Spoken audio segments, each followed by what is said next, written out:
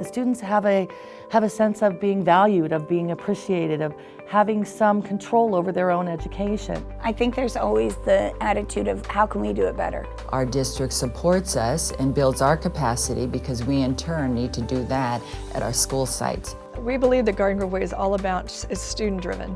The work that we do in this district, whether you're the superintendent, assistant superintendent, the bus driver, the site administrator, comes down to what happens in the classroom. The teacher, the student, and the content, and supporting students to be successful.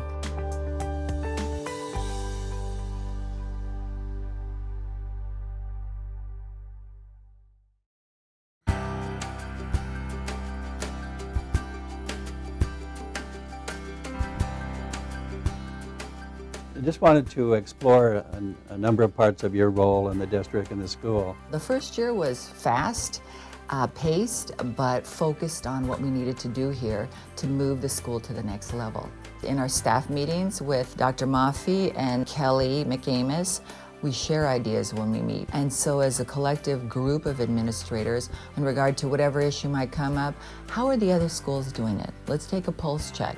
And we benchmark good practices. The principal here, she gives a lot of direction, but she's also very open to suggestions. She's created some opportunities where we're taking entire release days. You'll take like a group of 20 people, and we have an opportunity to go into other classrooms and observe. And I think it creates an atmosphere of collaboration in the sense that we're a lot more willing to speak to each other and open about, lessons and activities and what's working and what's not working. And it's cross-curricular as well. It's not just limited to biology, so it could be math, it could be history. So that's been very valuable, to be at other classrooms and see what they're doing. That doesn't happen all the time. And they do, like I said, allow teachers to collaborate with each other from even within our school and to other schools in our district. When we have visitors from other schools, after we've given the lesson, then they debrief with us.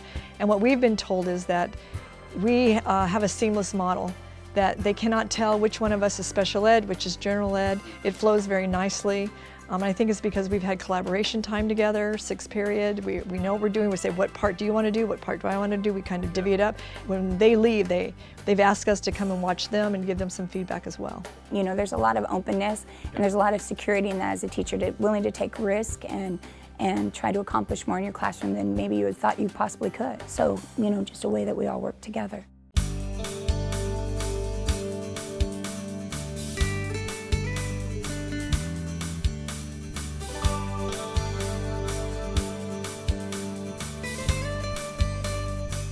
Tell us about, just in a nutshell, what is AVID? AVID is an acronym. It stands for Advancement via Individual Determination. And the goal of AVID is to send high school graduates directly to a 4-year university. We have tutorials twice a week, facilitated by college students. All of our college tutors have graduated from our high school and are former AVID students. Our kids are the lowest socioeconomic group within this district. And the pride they take in being a national demonstration school or in being at the very top is one of the most heartwarming experiences I've ever had. We've been visited by Australia and Finland, and they're thinking of having the program within their schools, so we try to share the wealth so that we are sharing the best of the ideas. Well, Thomas Jefferson, one of our founding fathers, he wrote in the Declaration of Independence, which was later on removed, that he viewed slavery as disgusting, and he blamed King George III for the slave trade.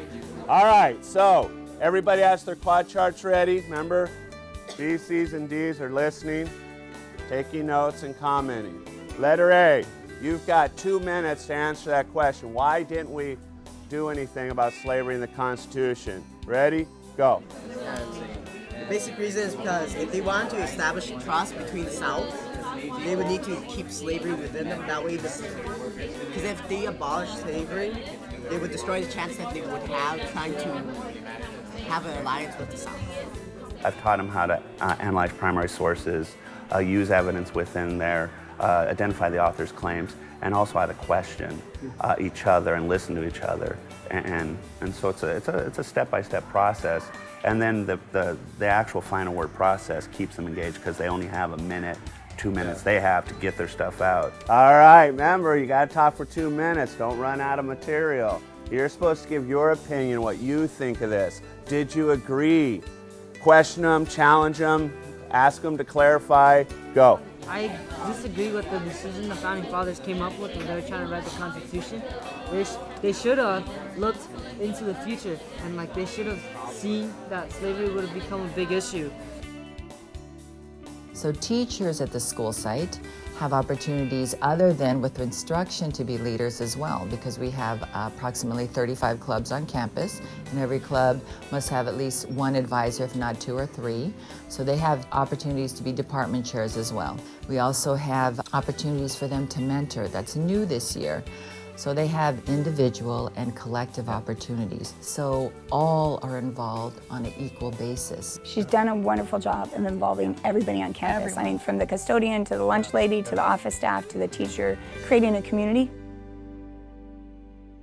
I think teachers in the last couple of years are starting to feel more valued and more appreciated, and that their ideas and their comments are valuable, that their worth is in what they do as professionals, and the change in the cohesiveness of the staff, the feelings of being trusted and valued leak out to the kids. So I see that as a very positive change in the last few years. We've seen an indication of higher test scores, more cohesiveness within the department, people willing to share things. We're coming up with common assessments, a lot of things that we were not able to see before. We've graduated more special education students that are A through G eligible, which is something we couldn't say a few years back. When we started the AVID program, we had a 19% A through G completion rate for seniors. And in 2012, we had 48%. So that's an incredible jump in our college-going culture here. College has become a goal for most students now.